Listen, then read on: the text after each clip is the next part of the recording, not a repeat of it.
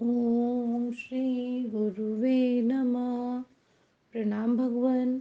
स्वामी अखंडानंद सरस्वती जी महाराज जी की पुस्तक आनंद रस रत्नाकर से परमात्मा कब वश में होता है।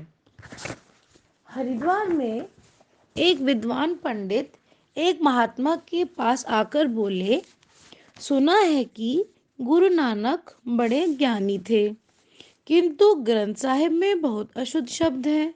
ये कैसे हुआ?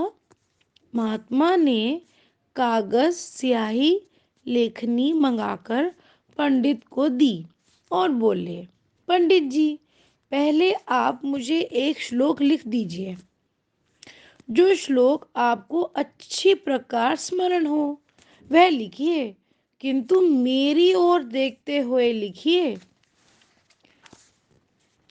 कागज लेखनी की ओर मत देखिएगा।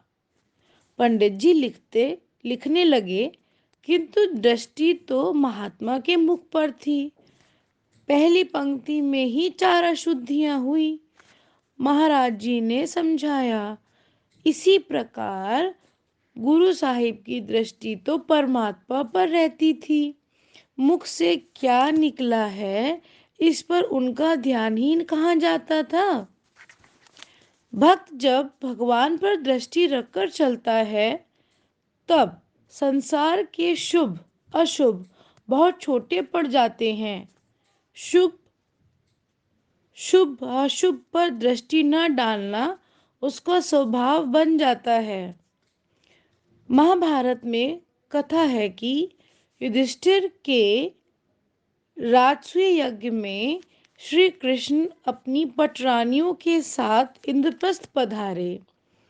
यज्ञ की पूर्णाहुति हो जाने पर एक दिन सत्यभामा जी ने द्रौपदी से पूछा, सखी पांचाली, हम सब के तो एक थे, एक ये श्याम सुंदर ही पति हैं और वह हमारे वश में नहीं होते, किंतु तुमने तो अपने 5 पतियों को वश में कर रखा है। इसका क्या रहस्य है? क्या तुम कोई टोना टोटका जानती हो? द्रौपदी बोली, टोने टोटके का सहारा कोई साध्वी पत्नी अपने पति को वश में करने के लिए नहीं लेती। पति को यदि पता लग जाए कि पत्नी उसे वश में करना चाहती है, तो वह उससे दूर ही दूर रहना चाहेगा। पत्नी को वश में करने का उपाय है स्वयं उसके वश में हो जाना। परमात्मा जो सबका पति है, वह कब वश में होता है? जब अपनी बुद्धि कुंठित हो जाती है और अपने सब साधन, सब शुभाशुभ आश्रय त्याग कर मनुष्य परमात्मा की शरण ग्रहण करता है। प्रणाम भगवान।